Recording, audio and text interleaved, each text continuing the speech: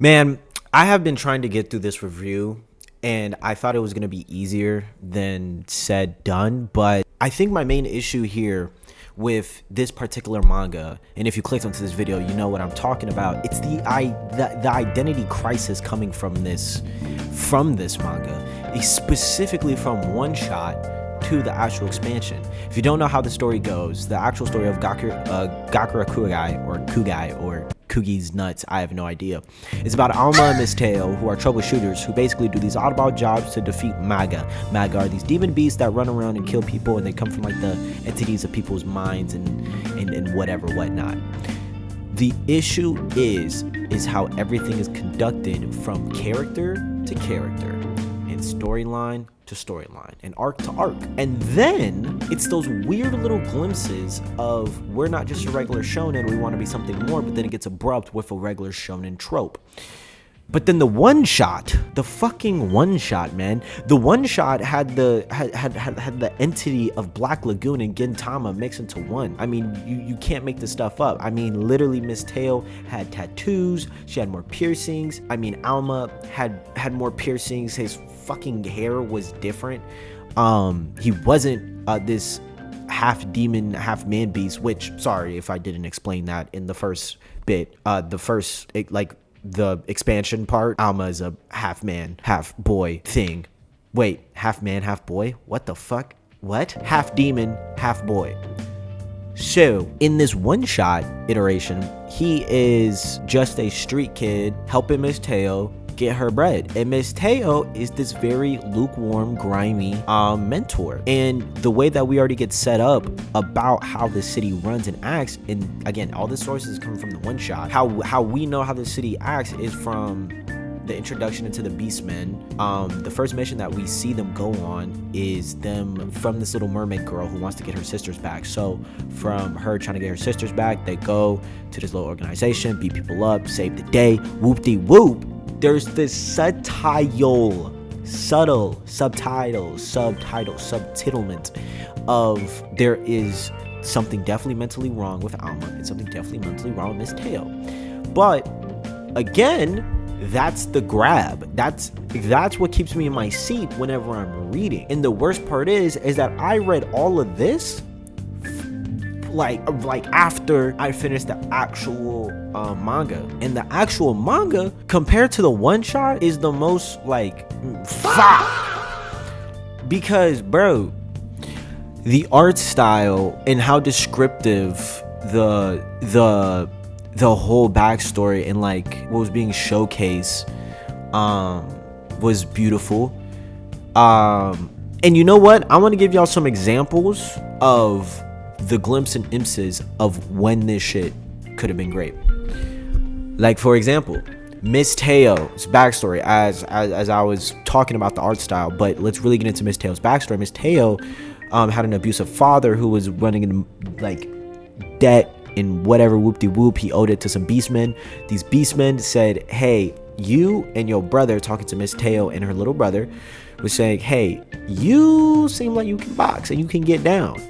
Okay, if you want to get down and you want to pay off for your daddy's debt, come kill for us. So then while she's out there killing for them, he's back at home still getting beat on by they fada. Very overly tragic, but that builds onto character for Miss Teo. And maybe this is the validation from a editor standpoint. If I was running Gakura, you can say, okay, this is why Miss Teo is such a well thought out teacher, because that's the main difference from the one shot onto the manga. The one shot had her more grimy, but in the manga she's like this, you're just your average, oh, I'm a cool teacher type of vibe.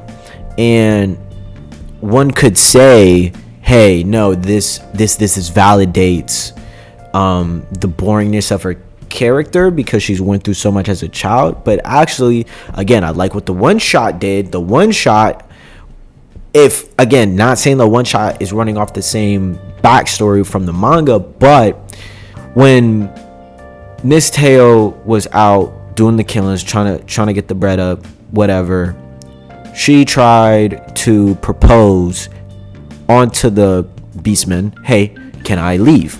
Because her little brother was like, bro, I'm tired of being here. I just want to be home, or I just want you to be home, and I want to leave somewhere so we can make a home. And she tried to, talk it out and ask to leave, but then she ended up being trapped into this little closet area. And of course, they're beating her up, they're starving her, whatever. Basically letting her know like this is not gonna be that easy to like leave. And then she gets out, but the way that she gets out, bro, nigga, she severed her own arm to be able to leave and go back to the crib. Because again, she's been gone for a couple weeks or days or months or like she doesn't even know how long. And she ends up and sees that Jin is not there. Their dad is dead. Like, everything is great. And that is a good story. That is a good way to actually portray that backstory in that plot line. Because then that gives us a psyche on who Teo is. And low key puts in my brain while I'm reading the manga, oh, Teo has a different side to her that we haven't seen, that was only really brought out whenever her family was put into danger. But then we don't get to really like sit with it. Okay, let's revert back. We actually do be able to get to sit with it when we do figure out that backstory and that plot line. It is when she meets Jin, or the alternate version of Jin, I think, quote unquote. It's like a split personality type of thing. And that's where we figure out she ends up finding him at a shrine when she goes back to try to rethink on certain memories and such. And then Alma comes through and helps. Of course, it's a heroic thing. Which in that sense, I'm fine with the shonen aspect of Alma just jumping in to save her, kind of really cutting us off from the sad backstory, because then that leaves me as a reader to be able to want more. I want more. I'm digging for more. Okay. Or another good thing that I do like is the villains. I like the villains in this, even though my opinion varies, because later, and honestly, I want to say it's when we started getting into the backstories of our certain characters besides Teo.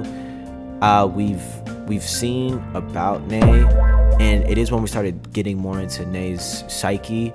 One of the villains that's a part of like the main family group, he's essentially like this anti-hero, which is the vibes that I'm getting from all these freaking villains, is that they are these like anti-heroes. And that only leaves me to really like certain characters and certain villains, especially after reading the full thing. But I will say that they do have some pretty cool villains though. Like, the actual setup of Jin being a straight counterpart onto Teo is really freaking dope. And it's very validated for Jin, especially for all the abuse that he endured. But then Yomi, I'm actually more curious about where does he fall in line, and where does he fit into this whole puzzle piece, because I think Yomi gives off a calm like Aizen vibe, but it's very subtle. Concept of family being a big thing is also cool to me, but I've also always found like family tropes to just be a really dope thing whenever it's used for villains. Shout out to the League of Villains. You people call yourself heroes, but when things get tough, your kind always abandons the people who are the lowest. Not my side.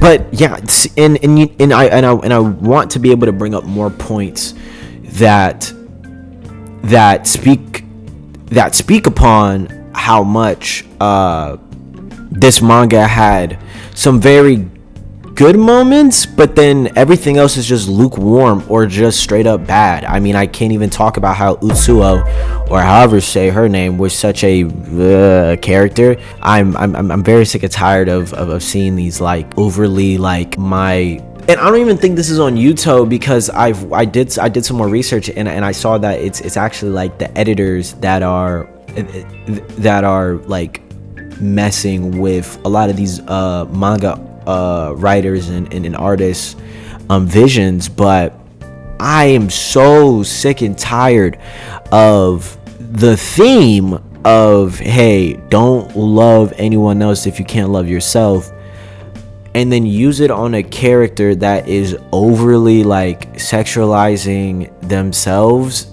or using using love as the focal point for their power-based system. It's just so stupid to me. And side note, speaking of the power system is like non-exist. Like the power system is damn near not even established. And that is sad in itself if I'm 30 chapters in and I don't really understand the power scaling of like what everyone can do. I'm ready to put this on the farthest back burner and leave this one in the dust. This was just potential that just hurt my heart more than anything. And what I really can't wait for is Fire Punch. Any poos though, I'm going to catch y'all on the next one. Peace.